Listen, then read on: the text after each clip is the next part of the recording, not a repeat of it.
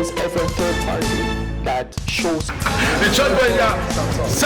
JF Kennedy said.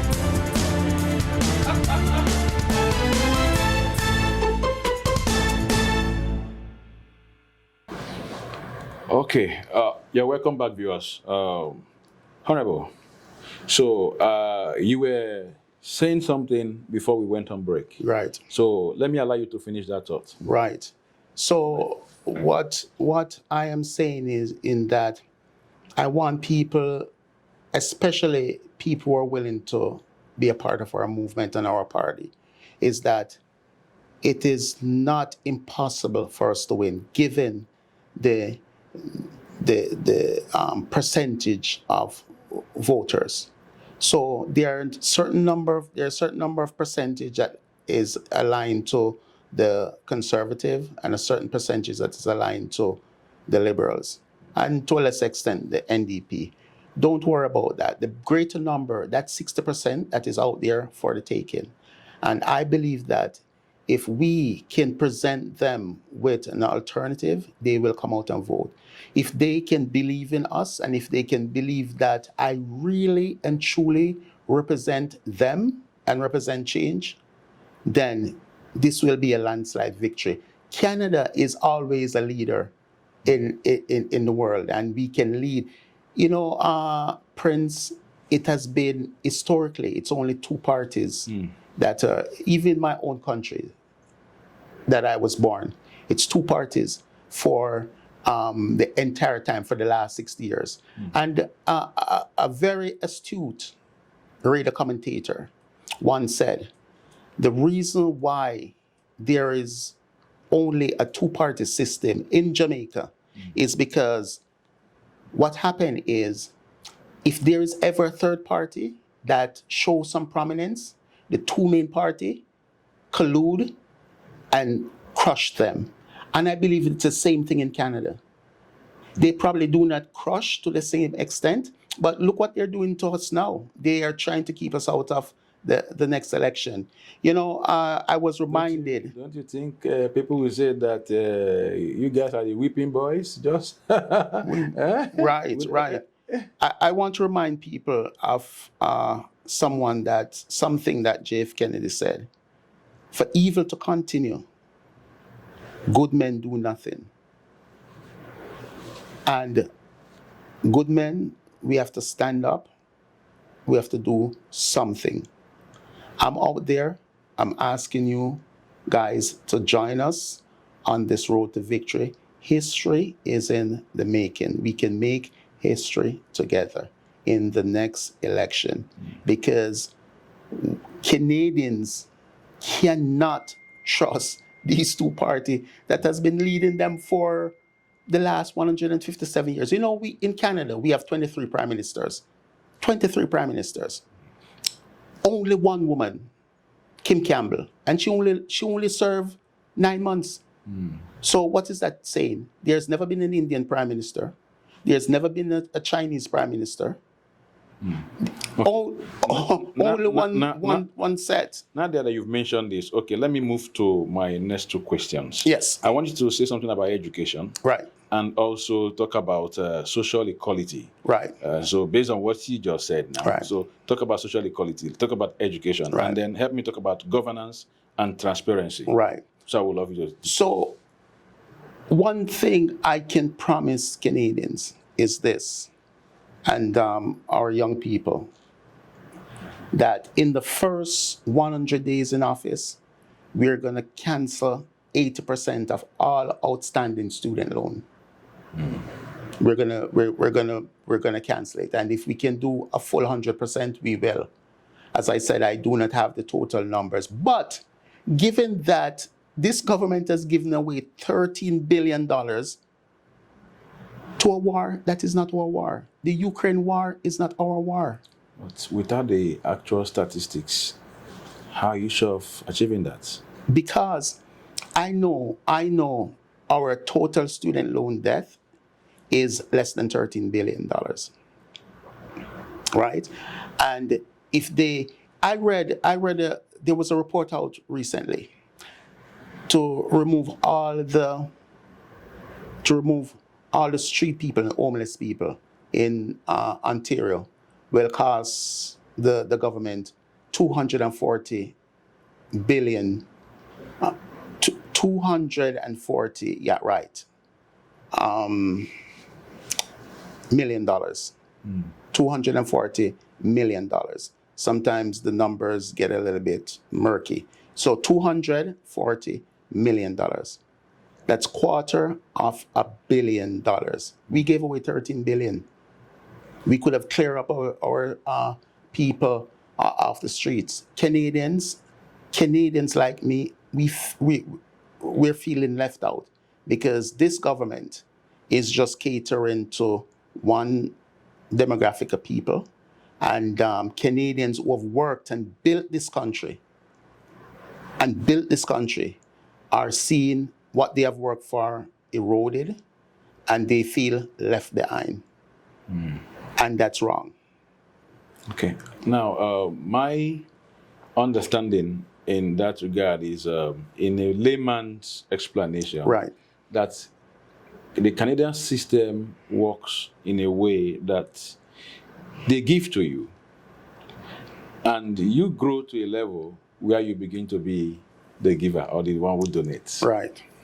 So that's my perception, Right. my understanding. Right. So possibly those that are actually giving now, they've also benefited some time ago from the system. Well, I may be wrong. But from all we've said, I would want you to speak to Canadians Right. in about 1 minute or so. Right. But before you do that, I want to ask you this pertinent question. Right. Because I've had a lot of people say this. Right. And I want to hear from you. They've been of the opinion that most politicians, they almost have said all, but Right. most politicians Right. are liars. Right. They're not honest people. Right. So why should we believe CARLTON, DARBY. CARLTON, DARBY? I'm not a politician. But So- you agree that most politicians are liars? I am not a politician, one. And I believe that politicians today, the problem that politicians face is that they're compromised from day one. Honorable, do you believe most politicians are liars? I can't speak to whether they're liars or not, but I'm telling you what the issue is. They're compromised in that as soon as they win an election, they start a campaign for the other election. Hence, there lies the problem. Instead of concentrating on governance. Right. Instead of concentrating on governance, they're considering winning the next election. So they start to take lobbyist money. They start to build up a war chest so they can have $60 million to contest the next election. There lies a problem. They, as I said earlier, they overpromise. I do not want to come before the people and make a promise that I do not have the facts on. I do not want to be a perpetual politician. I have an end date, and I will not be in politics for 15, 20 years like the current prime minister is fighting forever. Politics is I read an article recently, Prince, that the current leader of the opposition, Conservatives, wrote an essay. And he said a politician should not do more than 2 terms. He's there 25 years now. There lies a problem because they just cannot let go.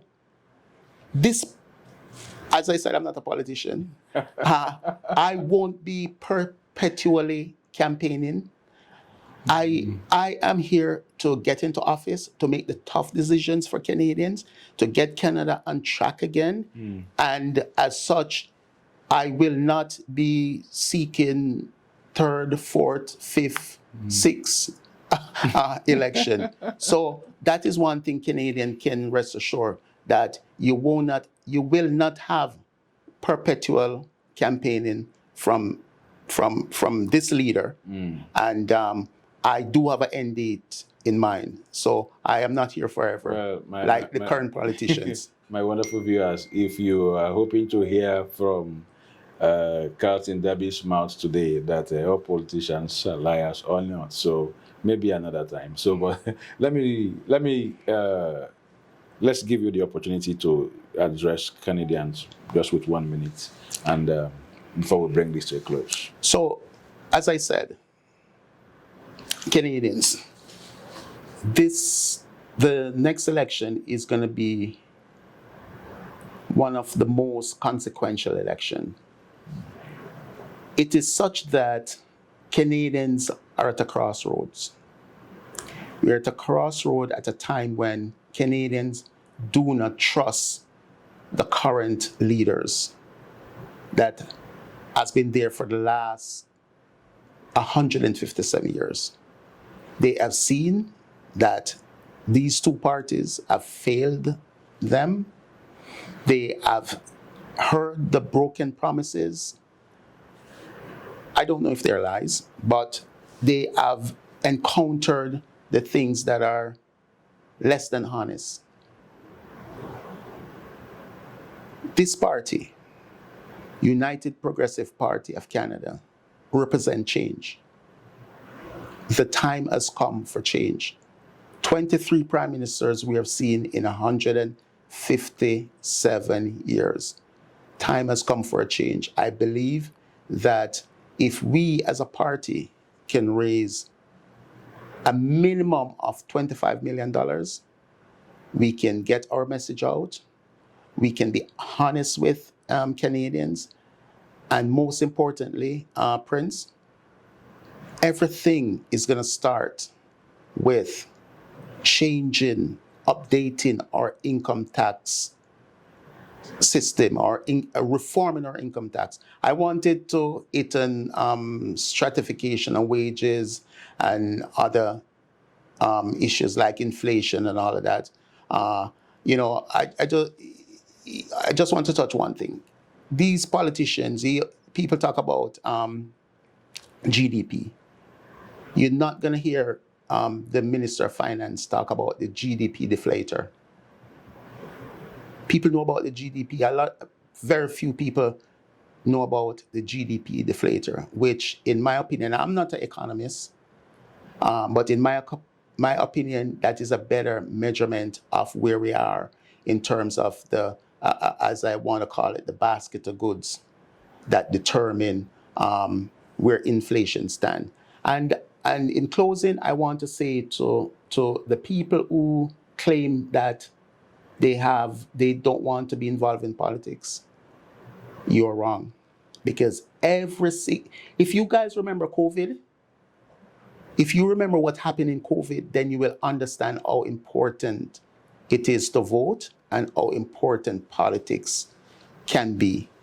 Because the power that these leaders have is unimaginable. I remember I had a situation with a police officer, right? And I was making a request to this police officer, and he said, "Oh, CARLTON, I can't do that." I said, "Sir, come on, yes you can." He said, "No, I can't do it." I said, "Sir, you can go and arrest the Prime Minister."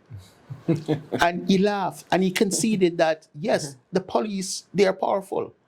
Because a police officer can arrest the Prime Minister. In the same way, politicians are powerful because they determine your livelihood, they determine your way of living. And as I said, the people that talk about they are not into politics and they don't vote, just remember what happened in COVID. You were forced to take a vaccination that you didn't want to, and that's the power of politics and politicians. Wow. Unfortunately, our time is up. So I want to thank you, CARLTON, for your time, and I think Canadians will heard Honorable CARLTON. So The ball is in our court. Right. So I want to say I wish you well. Thank you. And we look forward to the elections in a couple of months ahead. No, it's going to be next year. Next year, We won't have an election this year. election. And I say that with confidence.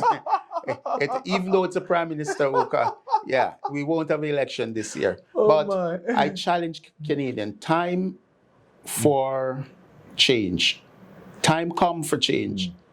Vote in the next election. Thank you very much. That's our time for today. Cheers. Thank you.